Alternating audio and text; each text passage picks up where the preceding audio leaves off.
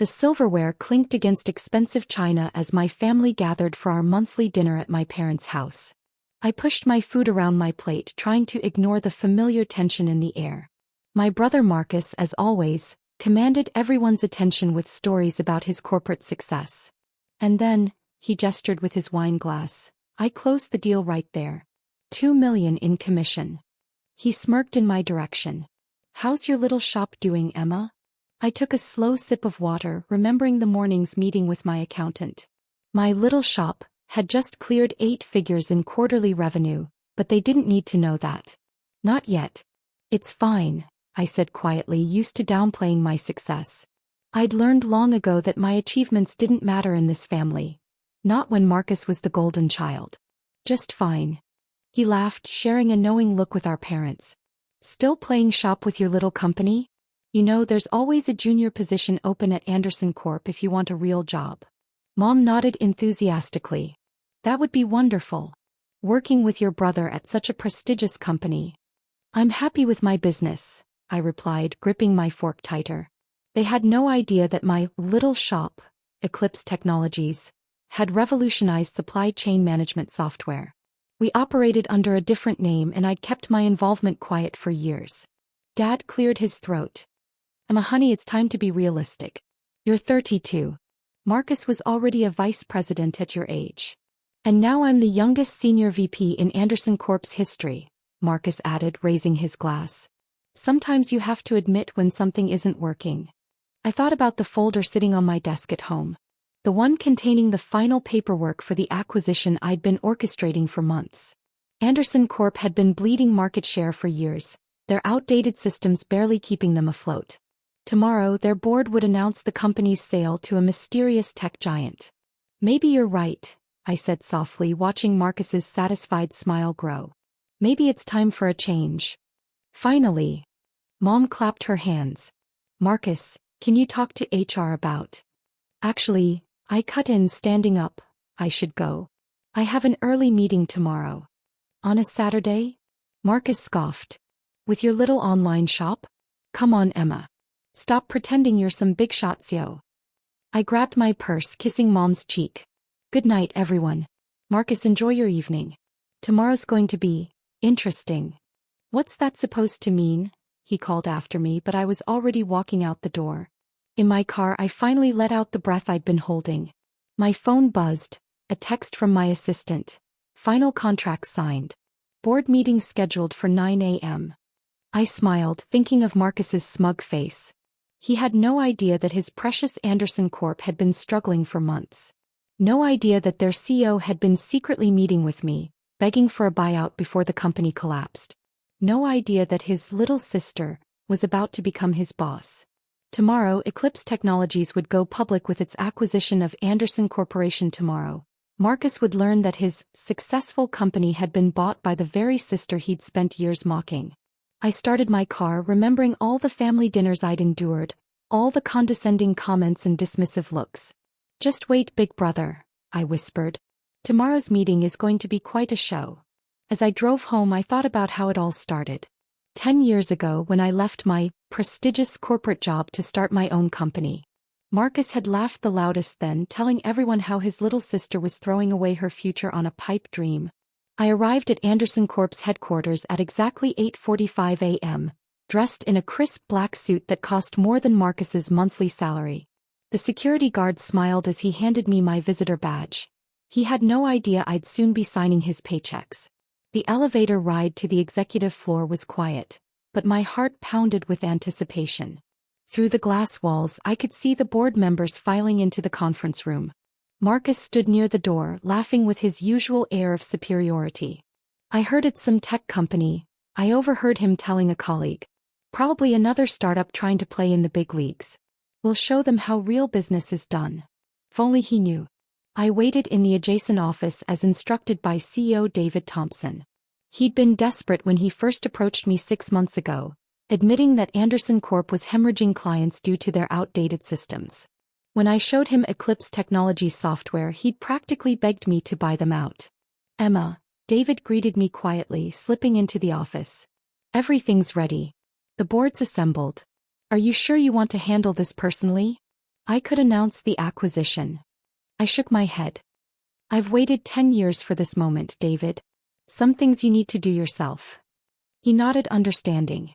Your brother. He has no idea, does he? None. I smoothed my jacket. Shall we? The conference room fell silent as David entered. Marcus sat up straighter, probably expecting another announcement about his inevitable promotion. I stayed just outside listening. Ladies and gentlemen, David began, as you know, Anderson Corp has faced significant challenges in recent years.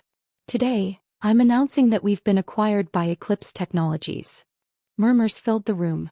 Marcus's voice rose above them. Eclipse? That small software company? This is ridiculous. We're Anderson Corp.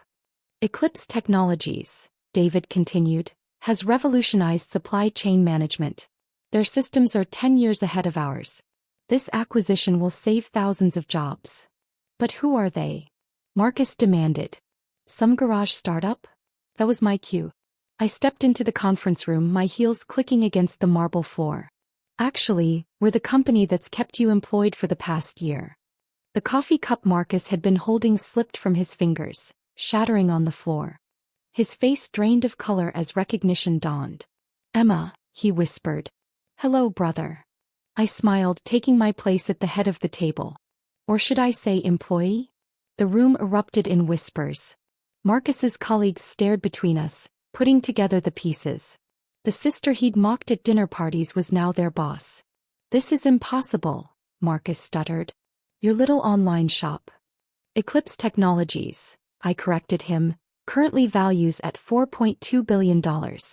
We've been quietly acquiring failing companies like Anderson Corp, modernizing their systems and saving jobs. I turned to address the board. Except usually I don't handle these meetings personally. But for family. I met Marcus's shocked eyes. I made an exception. David handed me the final contract. Mrs. Thompson, everything's ready for your signature. Thank you. I pulled out my pen, aware of Marcus watching my every move. Oh, and it's Ms. Wilson. Or ma'am will do just fine. As I signed the papers that made me owner of my brother's company, I thought about last night's dinner. About all the dinners before that. About every time Marcus had laughed at my little shop. The contract was done. I stood, addressing the silent room. I'll be conducting performance reviews next week. For now, return to your duties. Except you, Marcus. We need to discuss your position. Marcus followed me into what was now my office, his expensive suit wrinkled, his usual confidence shattered. He collapsed into the chair across from my desk, staring at me like he was seeing a stranger. How? He finally managed. All these years. I leaned back in the CEO's chair. My chair now. Remember when I quit Jensen and Partners to start my little online shop? You told everyone I was having a quarter-life crisis. He flinched at the memory. Emma, I worked 18-hour days, I continued calmly. Built my company from scratch while you bragged about your corporate expense account. Every family dinner, every holiday I listened to you mock my choices. Even last night. If I had known. That's exactly it, Marcus. You should have supported me without knowing. That's what family does. I opened my laptop, pulling up Anderson Corp's financial records. Your company was 3 months from bankruptcy. Your brilliant leadership strategy cost hundreds of people their jobs. Did you know that? He shook his head, face pale. David said we were restructuring. David was trying to save what he could. Lucky for everyone, my little shop stepped in. I closed the laptop. Now about your position. Marcus straightened, his old arrogance flickering. I'm Senior VP. My contract is void under new ownership, I finished. But I'm not firing you, Marcus. That would be too easy. Relief flooded his face, quickly replaced by suspicion. Then what? You're being reassigned. Entry level. Software development department. Entry level? He jumped up. You can't be serious. I'm your brother. Exactly. I stood, meeting his eyes. And as your sister, I'm giving you what you never gave me. A chance to prove yourself. You'll start from the bottom, learn our systems, earn your position. This is revenge, he accused. No, Marcus. This is business. But since you mentioned revenge. I picked up my phone, dialing. Are you with Dad? Good. Could you come to Anderson Corp? There's something you should know about my little shop. An hour later, my parents sat stunned in my office as I explained everything. How their dismissed daughter had built a multi-billion-dollar company. How their precious son had nearly bankrupted his. All those times we pushed you to get a real job. Mom whispered, tears in her eyes. All those dinner parties where we bragged about Marcus. Dad couldn't even finish. I handed them each a folder. These are your retirement portfolios. I've been anonymously managing them for years. You're both set for life. Why? Marcus asked quietly. Why help us after how we treated you? Because that's what family does, I replied. The real question is, what will you do with your second chance? 2 years later, I sat in that same office reviewing quarterly reports. Marcus had surprised everyone, including himself. Starting from scratch, he'd discovered a talent for software development. Without his inflated title and ego, he actually learned to listen, to innovate. My phone buzzed, a text from Mom. Don't forget dinner tonight. Marcus is bringing his new project proposal. I smiled, remembering those painful family dinners of the past. Now they were different. Now we talked about real achievements, not empty boasting. Now my parents proudly told their friends about both their children's successes. My assistant knocked. Ms. Wilson? The board is ready for you. I gathered my papers, pausing at a new photo on my desk, our last family dinner. Everyone smiling genuine smiles. Success was sweeter when you earned it. But family was sweeter when it was real. Coming, I said, straightening my jacket.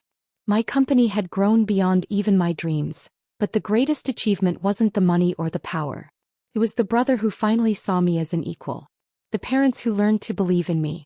The family that finally became what it should have been all along. Sometimes the biggest success isn't in proving others wrong. It's in giving them the chance to prove themselves right. As I walked into the boardroom, I caught Marcus's eye. He nodded respectfully, a genuine smile on his face. Morning, ma'am. I smiled back. Good morning, Mr. Wilson. Shall we begin?